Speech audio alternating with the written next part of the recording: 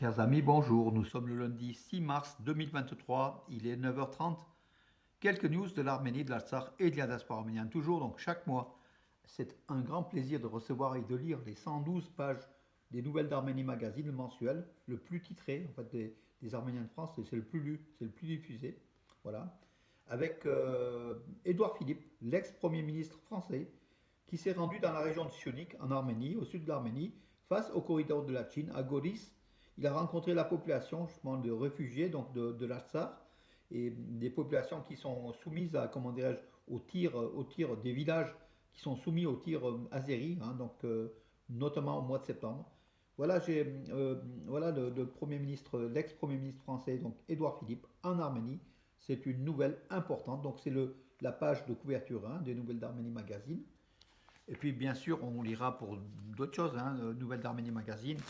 Regardez la manifestation à Valence pour l'Artsakh, la disparition de Jules Martyrossian, un grand Arménien de la cause arménienne, hein, voilà aussi qu'on salue, hein, dans, tout ce qu'il a fait, sa mémoire.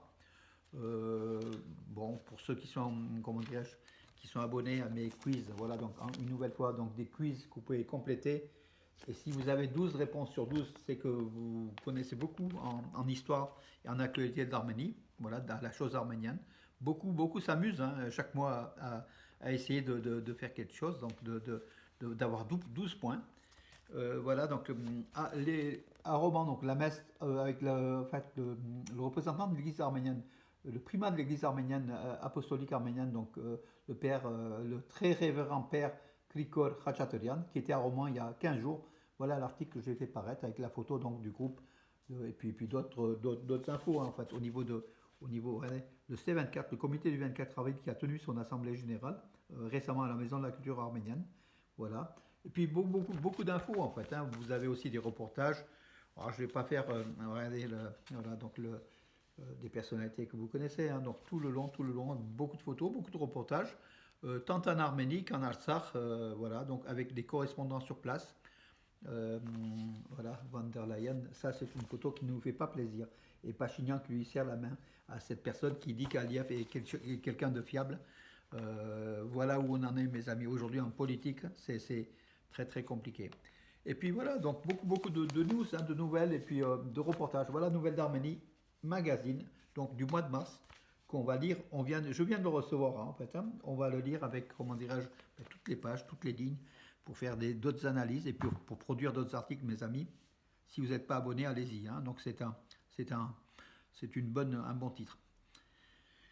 L'info du jour, donc hier, dramatique, donc avec la mort de 4 policiers arméniens de la République de l'Artsakh, tués dans un guet-apens tendu par les forces armées azéries, les commandos des forces armées azéries, à la demande d'Aliyev, bien évidemment, rien ne se fait sans sa demande, et qui ont été donc pris pour cible, et ils ont été mitraillés par des soldats embusqués donc dans des broussailles près d'une forêt. Voilà, 3 morts. Donc le lieutenant-colonel Armen Babayan, David Danielian, le major, le lieutenant Ararat Gasparian sont morts. Un quatrième blessé a été transporté par les forces russes de paix à l'hôpital de Stepanakert. Sa vie n'est plus en danger. Voilà donc le drame. Donc un piège. Les policiers étaient dans une voiture civile non armée et qui se rendraient sur leur lieu de travail en fait, tous, pas loin des Chouchis. Et c'est justement aux environs de Chouchi le piège a été tendu par des terroristes azéris qui a coûté donc la vie à ces 3 soldats, à ces 3 oui, policiers arméniens. Voilà donc la paix de l'Azerbaïdjan. L'Azerbaïdjan qui essaye de tout faire pour démoraliser la population civile arménienne de l'Artsakh en attaquant même des policiers. Voilà où l'escalade, voilà. Bien sûr, ça a été condamné par Yerevan. Ça sera condamné par de nombreuses chancelleries, de nombreux politiques donc, en Europe. Mais les faits sont là. 3 Arméniens ont été victimes donc, de cette barbarie une nouvelle fois. Ils ont, à côté des milliers de morts arméniens qu'on a eu entre la guerre les plusieurs guerres de la Sarthe, dont la dernière, la plus sanglante, de septembre-octobre 2020. Aujourd'hui, la liste s'allonge de trois innocents, encore 3 innocents, qui ont rejoint les milliers d'autres soldats et combattants arméniens qui sont morts sur la route de la liberté, une liberté qu'on paye très très très cher. Voilà.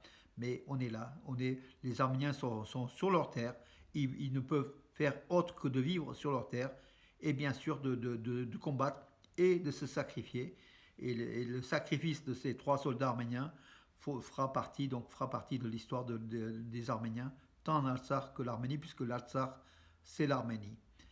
Voilà donc les choses dramatiques donc hier. Donc les vidéos donc de cette attaque sont disponibles aussi avec une violence rare qu'on a mis sur Nouvelle d'Arménie et puis j'ai mis aussi sur Facebook pour montrer la sauvagerie des Azéris et le parcours de la voiture civile qui a été prise pour cible alors que les Azéris affirmaient que la voiture transportait des armes. Ce n'est pas d'Arménie vers l'Artsakh. Cette voiture partait de Stepanakert, donc elle ne peut pas déjà venir d'Arménie. Et puis, c'était des policiers. Il ne peut pas passer le corridor de la Chine non plus. Voilà, donc le mensonge de Bakou est là, qui essaye cette attaque azérie. Bakou essaye de renverser, de dire que ce sont les Arméniens qui ont attaqué, donc de tout inverse. Mais tout prouve avec des photos, des images, des vidéos, que justement les Arméniens ont été pris pour cible. Voilà, et ils n'étaient pas armés. C'est assez dramatique. Mais écoutez, bien sûr, Yerevan a fait un communiqué, Stepanakert également.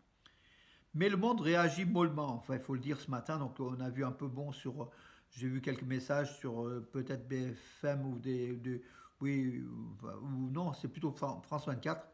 Quelques interlignes, en fait, sur cet attentat, qui est important, avec 3 policiers natifs de l'Artsakh qui sont morts en Artsakh.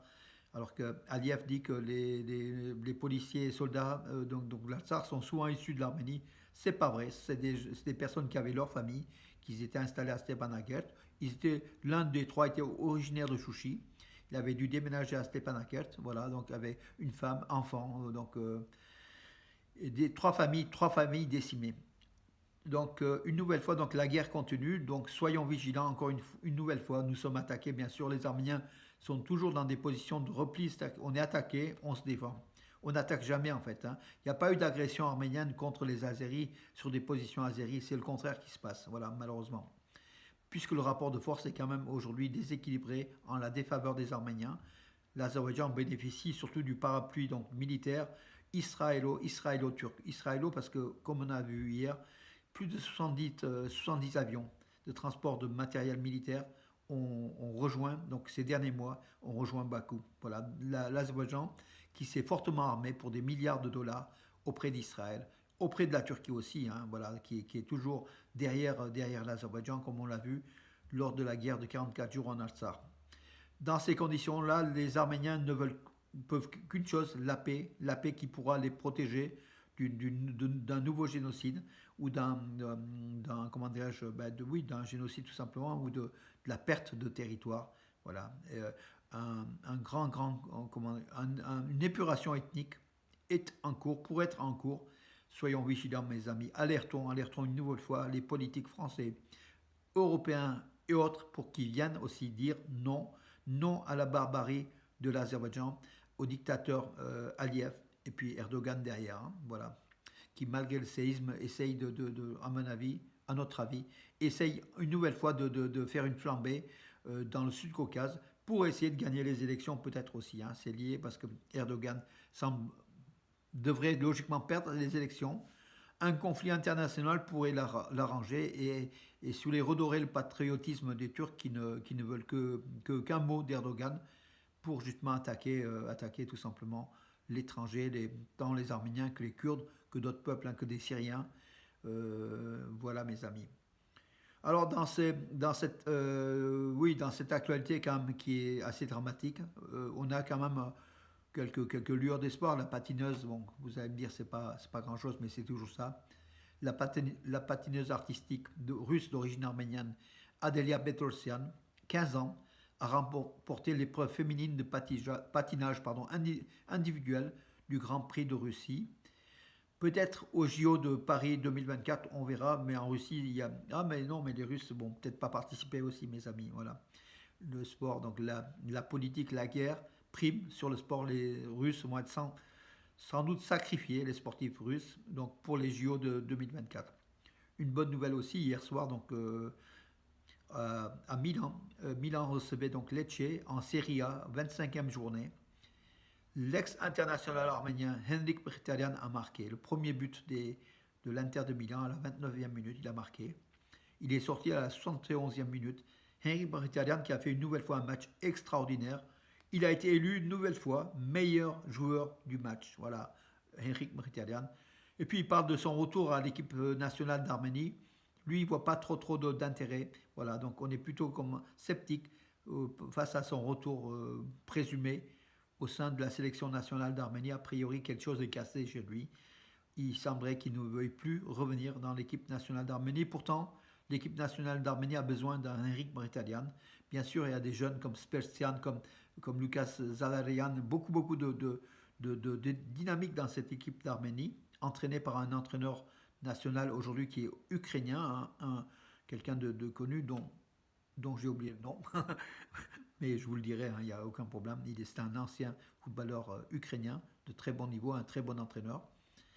Voilà l'équipe d'Arménie qui va affronter ce mois-ci l'équipe de Turquie. Voilà, l'équipe de Turquie, ça se passera à Yerevan, je crois, le premier match. Je vous en dirai davantage, mes amis. Pour ce, donc aujourd'hui, je vous donne rendez-vous à demain. Je vous laisse avec ce. Nous avons un soleil radieux, il faut en profiter, mes amis. Pensons aussi au drame que vit notre peuple arménien en Artsakh. Et essayons, chacun à son niveau, de faire, d'agir, d'écrire, de téléphoner, de faire ce qu'on peut faire, de diffuser même. La diffusion des informations obéit aussi à une stratégie, hein, mes amis. Les Azéris le font couramment. Nous, les Arméniens, on doit aussi répondre au moins aussi fort, sinon plus, puisqu'on est victime. Voilà, mes amis. Bonne journée. À demain.